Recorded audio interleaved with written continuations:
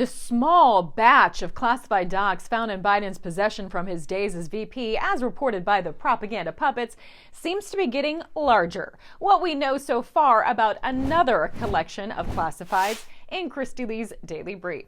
Plus, the media malfeasance machine is facing a lawsuit over its coverage. Learn the latest word to get eliminated in the wokeness war. And I'll be highlighting the irony of the preparations being made for the World Economic Forum in Davos. After most media making excuses for the Biden classified docs discovery, making sure to highlight what a small amount was found, yet another batch turns up. NBC reports Joe Biden aides found more classified docs in a separate location from the Penn Biden private office. The classification level, number, and precise location of the additional documents has not been released. The AP's coverage makes sure to reiterate the small amount of documents initially found, while having to report on even more being discovered. So the fact is, we now don't know if Biden had a small amount. It sensationalizes that the initial discovery was reported by his attorneys right away, while ignoring this happened months ago, just before the midterms. At least one reporter had the guts to do his job. Why didn't he or someone in the White House inform the American people when these documents were discovered on November 2nd? Did it have anything to do, because people are asking this part of it, did it have anything to do with the fact that the election was just a few days away? Again, Ed, this is under review by the Department of Justice. It is literally under review right now. As I am talking to you, it is under review. Notice they say it's being reviewed by the DOJ, not investigated. Remember, Joe Biden told 60 Minutes it was irresponsible for a former president to have classified docs. He had a closet with classified his lawyers information in did it the that right they found. How did it get there? Again, Did the he lawyers did. do He the was right surprised thing? that the records were there. Also, the AP and CNN continue to ignore the delineation that Trump's defense is he had declassified the documents in his possession. Biden was VP at the time. He had no absolute power to declassify, nor has he claimed to do so. There's also national security concerns context missing from this supposed mainstream.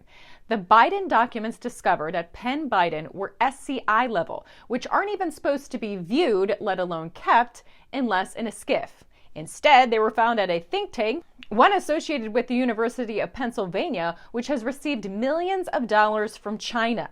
The FBI's so-called China Initiative produced criminal cases brought against members of academia who were working with China, either on espionage charges or failure to disclose foreign monies. But shocker, the University of Penn has successfully pressured the Biden Justice Department to end that program. Perhaps there's hope of accountability now that the GOP has formed an anti-CCP select committee. New leadership in the House has also promised to investigate Hunter Biden's overseas business dealings and at what level his father Joe was involved. Newsmax reports charges against Hunter Biden could be imminent. However, people familiar with the investigation told The Times that the U.S. Attorney for Delaware appears more focused on charges related to Hunter Biden's taxes and the purchase of a gun. There's no question most of the media has been soft on covering the Biden administration, but a new lawsuit aims to prove coverage on other topics has been downright criminal. A landmark lawsuit accuses mainstream media of forming a coalition to censor supposed misinformation, according to Reclaim the Net. Chairman of Children's Health Defense Robert F. Kennedy Jr. and other plaintiffs have filed the lawsuit against the Trusted News Initiative, alleging antitrust and First Amendment violations.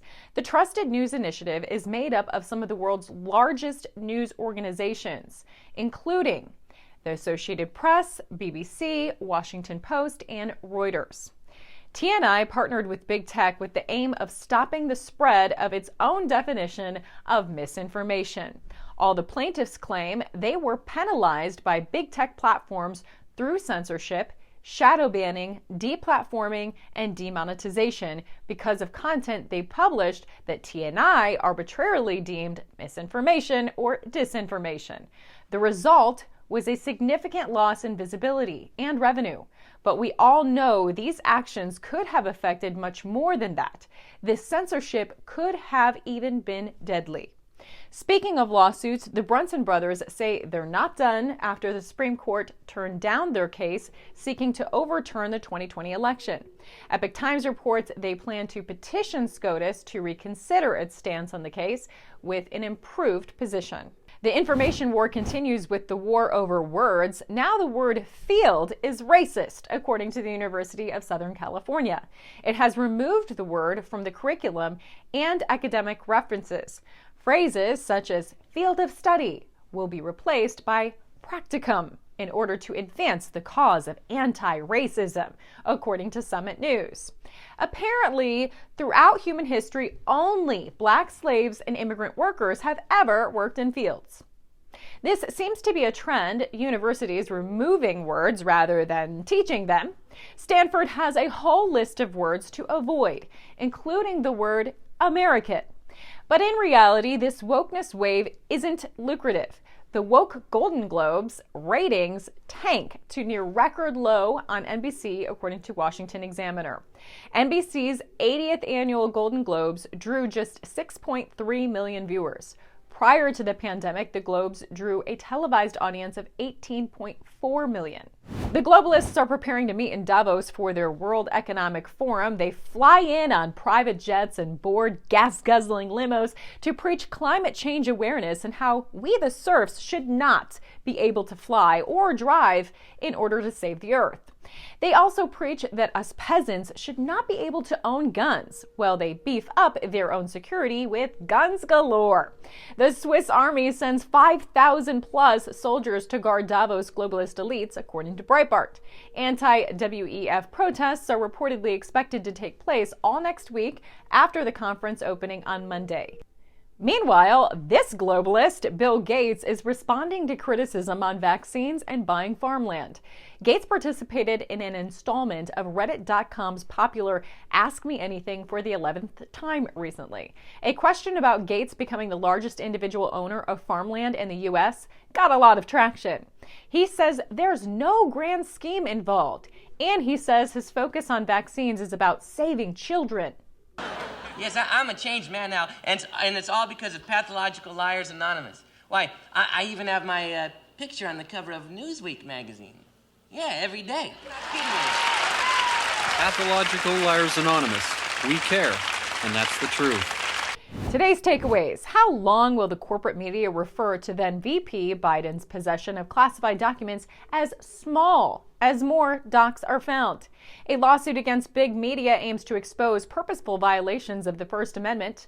Go woke, go broke. How much will the universities and Hollywood have to lose before this sinks in? And hypocrisy is on full display. The world watches as the globalists defy their own guidelines in Davos. To learn more, be sure to go to AmericanFaith.com and subscribe to our daily newsletter. For American Faith, news you can trust, I'm Kristi.